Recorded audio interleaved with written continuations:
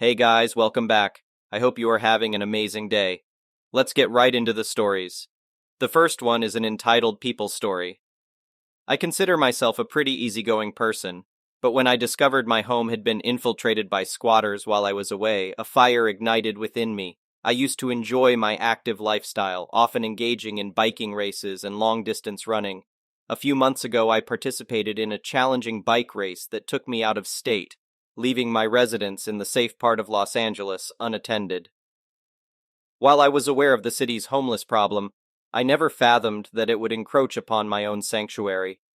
Little did I know that I was about to experience a nightmare far beyond anything I could have imagined. Upon my return, I was confronted by a sealed door and an unsettling feeling in the pit of my stomach. Peering through the window, shock and anger coursed through my veins as I witnessed homeless individuals, including a child, shamelessly occupying my home. The sink overflowed with piled-up dishes, trash scattered aimlessly, and the once pristine carpet now marred by stubborn stains. Desperate for a solution, I immediately dialed the police, assuming they would come to my aid. To my dismay, their response was disheartening. The police informed me that they could do nothing unless I pursued legal action against the squatters.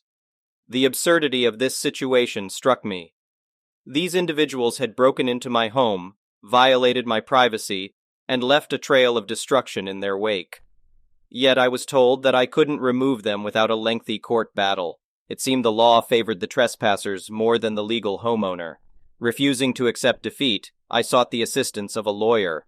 Hoping that involving a lawyer would expedite the process, I recounted the ordeal to him. I shared the futile encounter with the police and their advice regarding the eviction notice.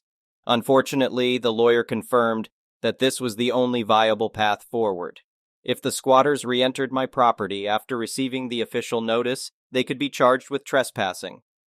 While disheartened, I decided to give them a chance to leave voluntarily before delving into costly legal proceedings. Arriving at the property, I was greeted by hostility and a blatant disregard for my ownership. One of the squatters, in a brazen display of disrespect, sneered at me, exclaiming, "Well, here's your house. We messed it all up." It was clear that the upcoming court case would be an exhausting battle. As sympathy welled up for the innocent child caught in this turmoil, my determination to reclaim my home only grew stronger. Filing the case with the court, I painstakingly gathered every piece of evidence I could find. Proving the break-in was challenging without security cameras, and one of the squatters claimed that the previous owner had invited them to stay, which further complicated matters. As weeks stretched into a seemingly interminable period, I finally secured an official eviction notice. It granted the squatters a 2-week window to vacate the premises and remove all their belongings. Anything left behind became mine to dispose of as I saw fit. With 3 days remaining until their departure deadline, I revisited the property, hoping to witness progress. However, I was met with yet another display of hostility. A previously unseen squatter confronted me, rudely questioning my presence.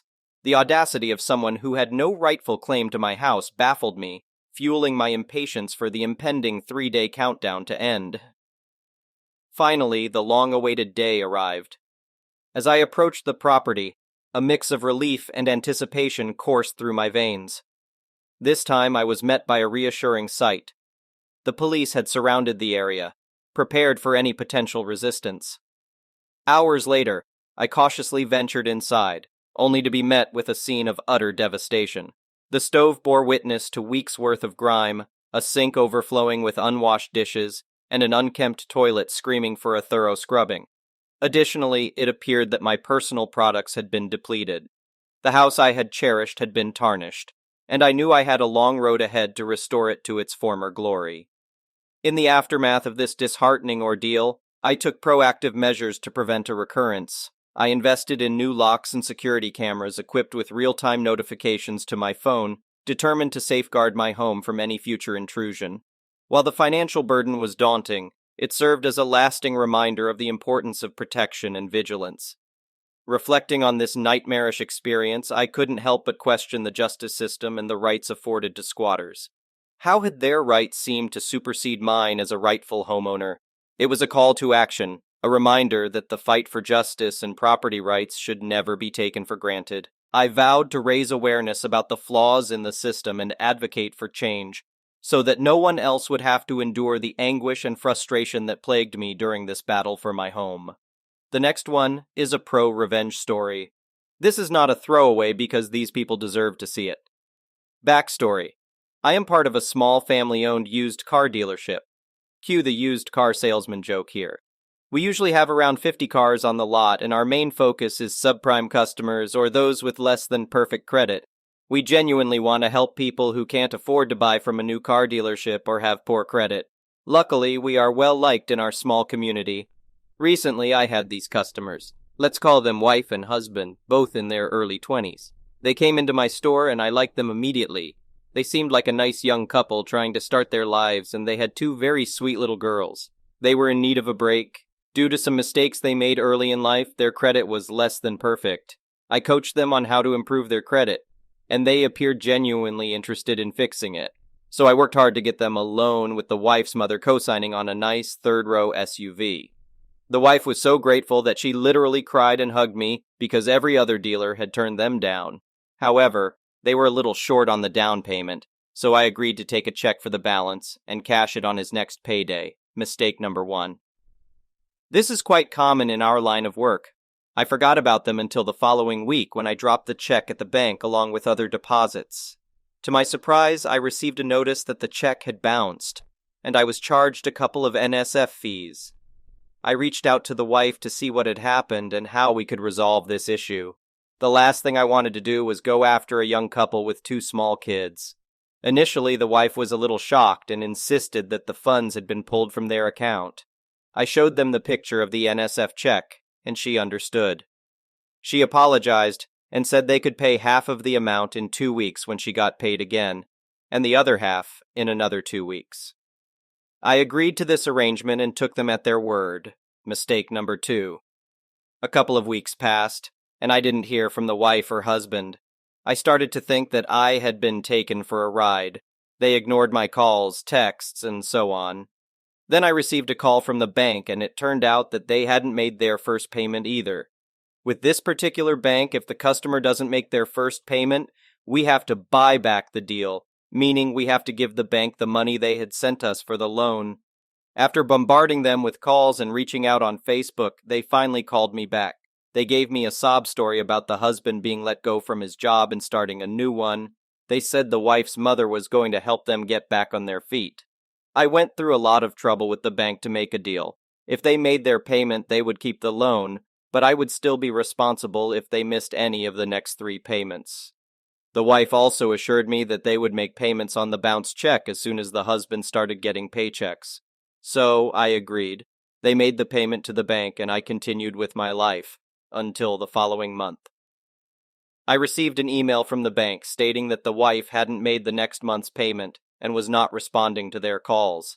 At this point, I was furious and ready to go and repossess their vehicle.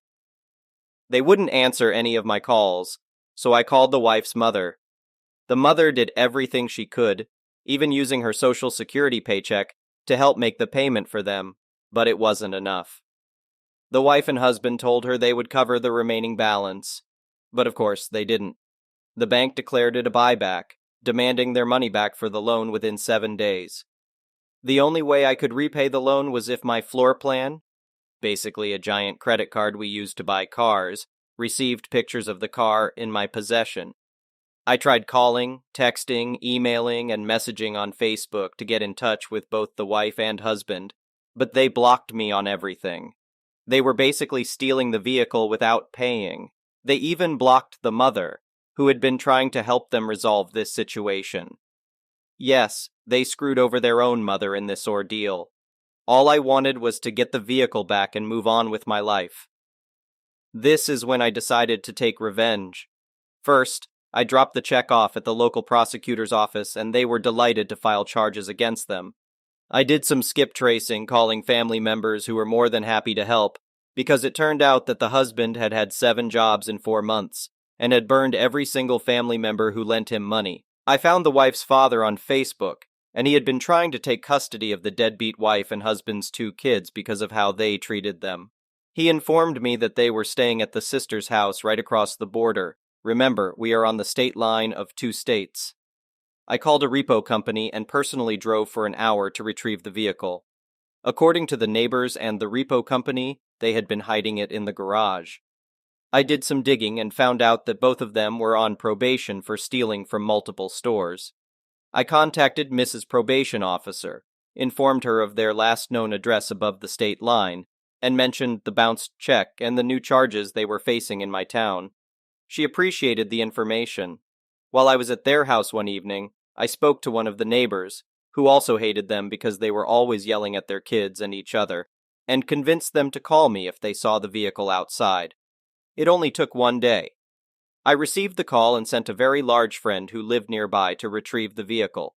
After exchanging a series of expletives and berating my friend, they handed over the vehicle, but not before calling me while my friend was there, threatening to sue and all that nonsense. I lost quite a bit of money during this ordeal, but here's the best part. I just found out that by living out of state, they violated their probation and were sentenced to 30 days in jail. They also had their video court date, because they're currently in jail for the probation violation, with the local judge for the new charges related to the bounced check. I got my vehicle back, and guess what? The deadbeat wife's father obtained custody of the 2 kids. The next one is a petty revenge story. Backstory. A few years ago, I bought my first house in a medium-sized, 500, 1,000 homes, neighborhood in a southern state. It had an homeowner association, but I actually picked the neighborhood because they had the lowest homeowner association dues in the city, the fewest rules, and the house was by far the nicest one I could afford in my budget. After a few weeks, I received a violation notice from the homeowner association telling me that I had 2 violations needing correction. 1. My lawn was not green enough. 2. My trash cans were too close to my driveway. I was thoroughly confused about #1 as it was February in the middle of winter, so of course my lawn was dead, like pretty much everyone else's. So I had assumed that either this was a mistake or an existing offense from the previous owner. As for the trash cans, I kept them on the side of my house, and I think when the homeowner association came by, my trash cans stuck out past the sidewall by about 1 foot, so how dare I? I shrugged them off and continued on. Come March, I received another notice, this time fining me for both violations. Each one cost me $100 and they wanted the money in 2 weeks. I was pissed. This made no sense, and I was not about to let them just try and get money for BS violations. So I called the management company that worked with the board to get them appealed. The lady told me that I needed to appeal directly to the board and that I could do so in the next annual meeting in a few days. So, of course, I showed up to the meeting. Prior to it starting, I met with a few homeowners and learned that they were all there for similar BS violations and were pissed off too. I then talked with one of the members of the board about the fine appeals process.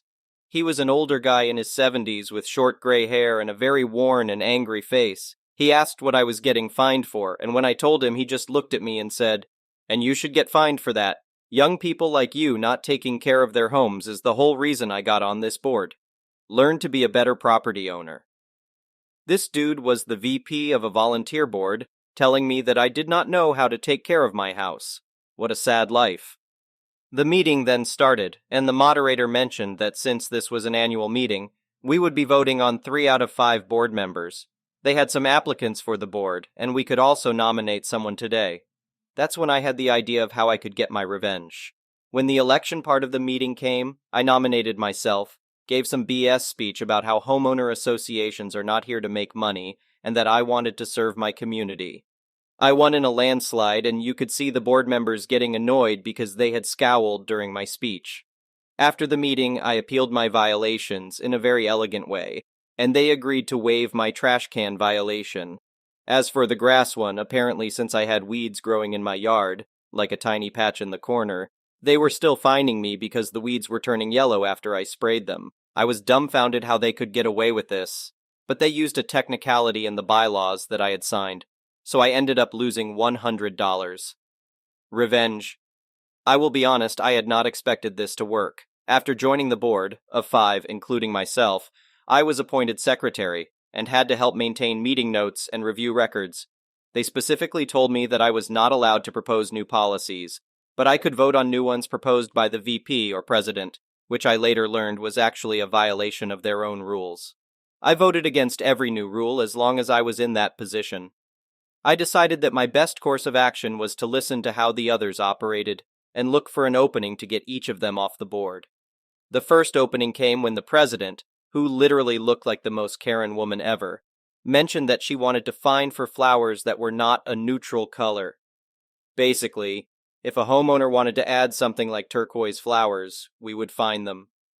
She apparently had a neighbor that had flowers that she didn't like, and she wanted to use the board to stop them.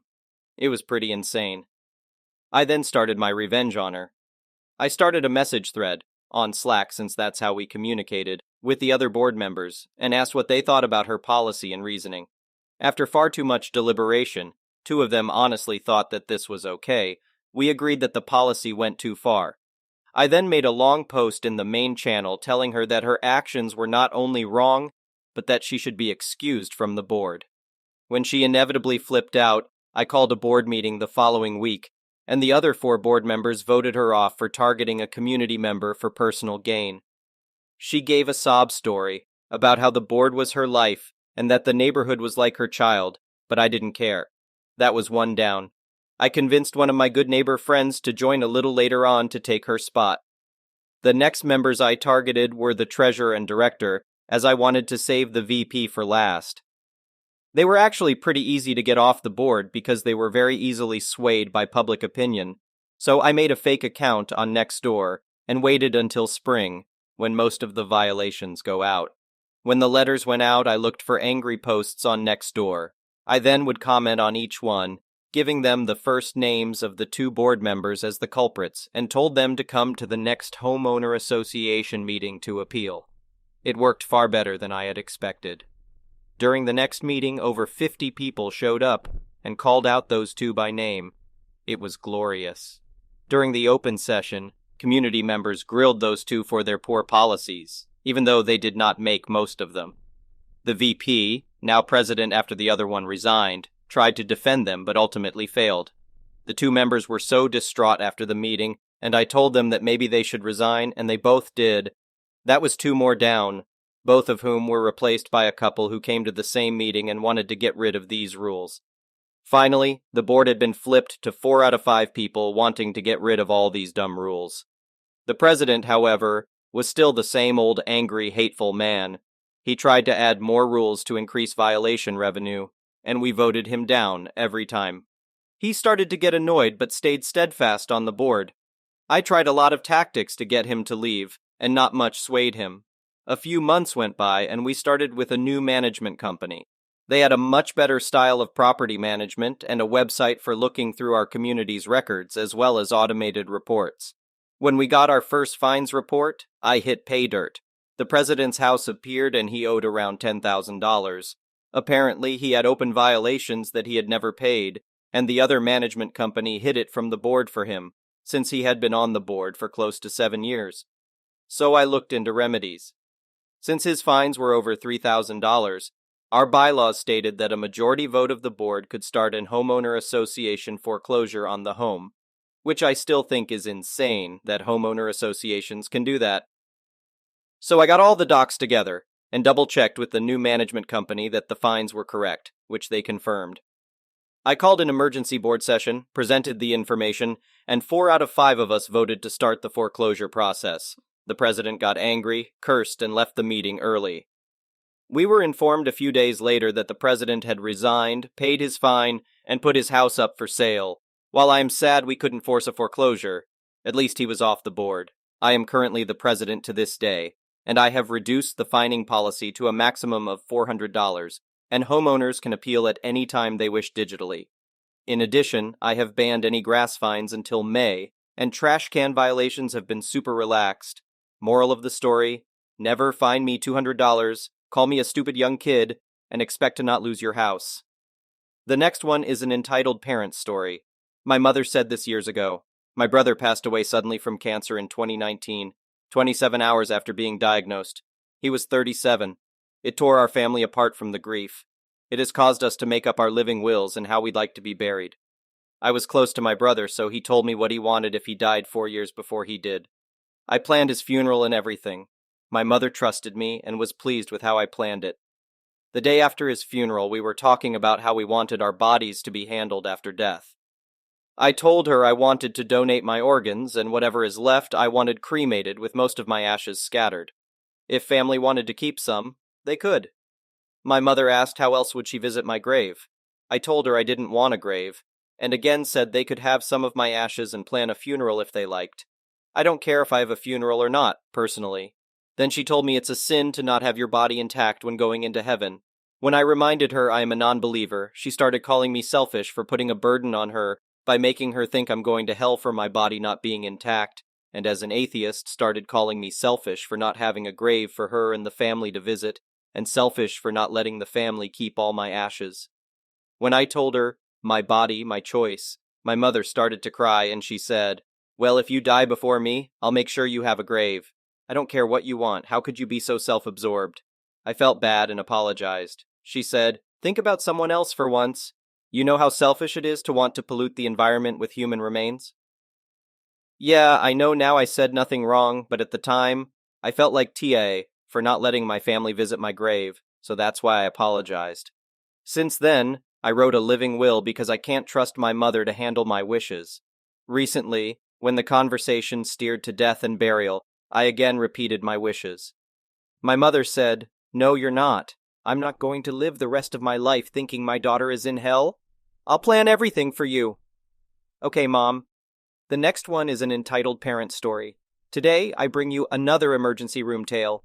In today's story, a man in his 50s, let's call him Wilbur, is brought in clearly in pain. He is accompanied by his mother, Mildred, mid-70s. Upon questioning, he tells us he fell on his butt, essentially, and he has intense pain that resembles electricity going down his right leg, a clear indication of a herniated intervertebral disc. We do an MRI, and sure enough, a disc is compressing his spinal cord. He also has a vertebral fracture, which, while not compromising anything currently, seems so busted it appears to be holding itself together through the magical powers of sweat, sticky tape, bubblegum, and well-intentioned vibes. So it must be treated as soon as possible before it compromises the spinal cord too. By this point, the neurosurgeon is already talking to the lad and his Mildred, making a convincing case for what he considers the best option: surgery. Mildred isn't pleased by such an outrageous and radical solution, which she claims we are suggesting to get richer quickly, because surgery isn't the answer to everything, you see? She then looks at Wilbur with furious eyes, more piercing than a fencing foil, and asks him, "Mildred, what do you think, sweetie? Are you going to let these abusive monsters rip you off like this?" Wilbur, sad and reluctant, says defeated, Well, no, but..." Mildred interrupts him, and with a triumphant and devilish sneer exclaims, "See, we want a second opinion, we are leaving." We tried to reason with them, but all attempts were futile. They signed a document certifying they are leaving on their own free will, no medical discharge, and left. I felt really sorry for the lad. He seemed to genuinely want to consider the options we could provide, but for whatever reason, his mother seemed to reign over all aspects of decision-making. Wilbur returned about 5 days later in an ambulance, now with a much more frantic Mildred, who was issuing instructions left and right, all accompanied by an accusatory finger and flailing limbs. Something had put her on a Karen Crimson frenzy, and she was out for blood. We began our usual questions, and what we found out was terrifying. Apparently, Mildred took Wilbur to a chiropractor who went on to do a cracking job on his spine to fix it, and after an audible crunch, Wilbur could no longer move or feel his legs, which prompted a race back to the emergency room. Unfortunately, the damage to Wilbur's spinal cord meant there was nothing to be done to recover his legs. Wilbur was sadly sentenced to a wheelchair for the rest of his life, and he will never again feel his feet touching grass, sand, or the waves of the sea. Thank you for watching. I would really appreciate it if you could like the video and subscribe to our channel if you haven't already. We'll see you again tomorrow.